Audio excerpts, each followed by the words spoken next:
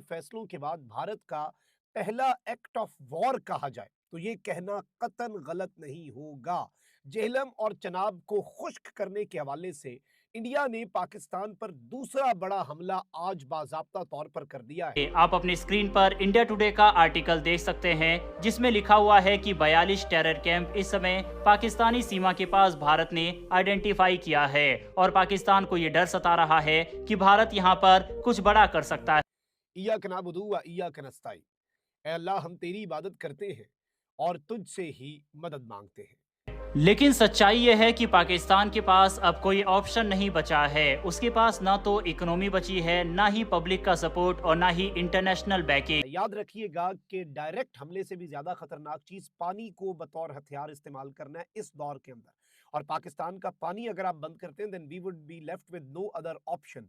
पाकिस्तान को ये इस तरह से इन्होंने एक चाल चली है कि पाकिस्तान के पास जंग के अलावा, पाकिस्तान के पास लड़ने के अलावा, क्योंकि पानी तो बेसिक बुनियादी जरूरत है। अगर आप इन पाकिस्तानी मीडिया वालों की या इन यूट्यूबर्स की आंखें पढ़ोगे तो इनकी आंखें ही बता रही हैं, इनके चेहरे पे वो कहते हैं ना, face is the index of the mind.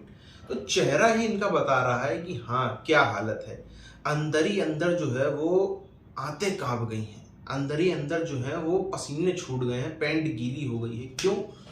क्योंकि सबको पता है पाकिस्तान की आर्मी, कुछ लोग बॉर्डर पर मारे जाएंगे, जंग होगी वो तो अलग है, मगर अगर घरों में पानी नहीं आएगा, और वैसे ही पाकिस्तान वो थोड़े पानी की शॉर्टेज से जूझ रहा है, वैसे ही पाकिस्तान में जब सिंध बलूचिस्तान के पीके में जाते हो तो पानी की बड़ी समस्या है। सिर्फ पंजाब और कुछ ही इलाके ऐसे हैं, पंजाब के अलावा कुछ ही बाकायदा डिस्ट्रिक्ट्स ऐसे हैं इन 3 राज्यों के जहाँ पे पानी ठीक ठाक मिल रहा है और हर जगह पानी की समस्या है। अगर और पानी कम हुआ तो इनके हाथ से बहुत ज्यादा बुरी चीजें निकल जाएंगी और ये कहीं मुंह दिखाने लायक के नहीं रहेंगे।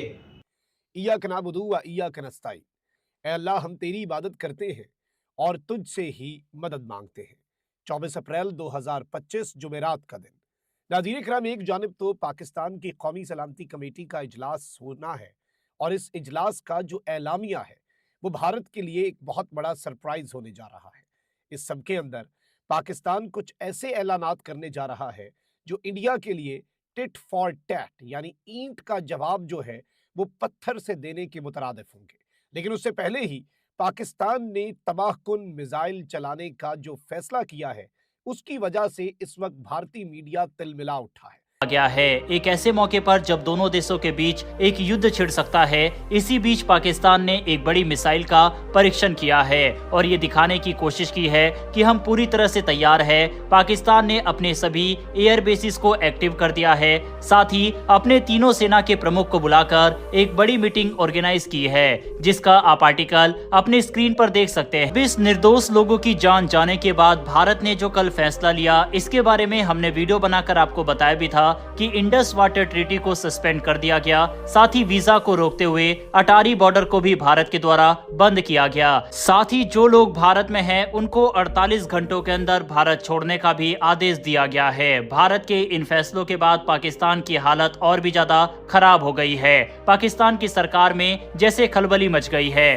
पाकिस्तान के डिफेंस मिनिस्टर ख्वाजा आसिफ ने देर रात एक बयान जारी किया जिसमें उन्होंने कहा है कि अगले दिन यानी गुरुवार को नेशनल सिक्योरिटी कमेटी की अर्जेंट मीटिंग बुलाई गई है। मिसाइल टेस्ट करके दुनिया को डराने की कोशिश कर रहा है। ये बताता है कि पाकिस्तान अब एक मैच्योर कंट्री नहीं रह गया बल्कि एक फेल्ड नेशन स्टेट बन चुका है। जब किसी देश के पास न्यूक्लियर हथियार होते हैं तो उनसे उम्मीद की जाती है कि वो बहुत सोच समझकर और जिम्मेदारी से काम लेगा, लेकिन अगर उस देश की लीडरशिप में समझदारी ही ना हो तो खतरा बहुत बड़ा हो सकता है। इंडियन सबकॉन्टिनेंट यानी भारत और पाकिस्तान का इलाका दुनिया का वो हिस्सा है जहां अगर न्यूक्लियर हथियारों का इस्तेमाल हुआ तो 2 देश ही नहीं पूरी दुनिया की बर्बादी होगी। फैसलों के बाद भारत का पहला एक्ट ऑफ वॉर कहा जाए तो ये कहना कतन गलत नहीं होगा।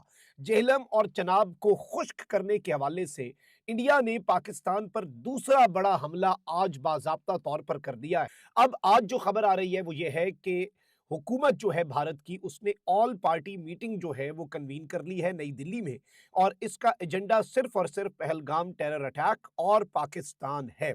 शाम 6 बजे भारत के मकामी वक्त के मुताबिक भारत में ऑल पार्टीज कॉन्फ्रेंस बुला ली गई है और जारी बात है कैबिनेट कमेटी ऑन सिक्योरिटी के फैसलों के बाद अब भारत कुछ और बहुत बड़े फैसले लेने जा रहा है, जारी बात है, जिनकी वजह से अब भारत को तमाम पॉलिटिकल पार्टीज और ऑपोजिशन को भी ऑन बोर्ड लेने की जरूरत पड़ गई। दुश्मन को कम से कम वो कंफ्यूजन क्लियर हो जाए कि इस वक्त क्या पाकिस्तान यूनाइटेड है या नहीं। पाकिस्तान यूनाइटेड था, यूनाइटेड है और यूनाइटेड रहेगा ऐसे मामलात के अंदर, लेकिन जो निज़ाम है, सिस्टम है, एस्टैब्लिशमेंट है, हुकूमत है, उन्हें भी कुछ इक़दामात करने होंगे। खैर, coming back to the point, अब नाज़रीन इकराम, एएनआई खबर दे रहा है कि यूनियन मिनिस्टर जो है भारत के जल शक्ति, जो series of measures aimed at Pakistan है, उसमें ये बेसिकली अपना कदम जो है वो आगे बढ़ाएंगे। और अब जो हमारे पास खबर आ रही है, भारत की तरफ से इसे एक एक्ट ऑफ वॉर कंसिडर किया जा रहा है। याद रखिएगा कि डायरेक्ट हमले से भी ज्यादा खतरनाक चीज पानी को बतौर हथियार इस्तेमाल करना है इस दौर के अंदर। और पाकिस्तान का पानी अगर आप बंद करते हैं, then we would be left with no other option. Pakistan को ये इस तरह से इन्होंने एक चाल चली है कि पाकिस्तान के पास जंग के अलावा, पाकिस्तान के पास लड़ने के अलावा, क्योंकि पानी तो बेसिक बुनियादी जरूरत है, 7,000 क्यूसेक पानी जो है वो रोक लिया है, जबकि दरियाए झेलम जो है उसका 5,000 क्यूसेक पानी रोक लिया। यानी इंडिया मुकम्मल तौर पे तैयार बैठा था और अभी भारत के अंदर ऐलान नहीं हुआ कि उन्होंने चंद ही घंटे के अंदर पाकिस्तान का पानी रोकना शुरू कर दिया है। ये एक इंतहाई तशवीशनाक डेवलपमेंट है, ये एक इंतहाई खतरनाक तरीन डेवलपमेंट है जो हम आपके सामने रख रहे हैं। इसके साथ ही साथ नाज़रीन इकराम, भारत जो है ये तो बहुत सीरियस काम है, कुछ ओछी हरकतें भी कर रहा है, कुछ ओछे हथकंडों पर भी भारत उतर आया है।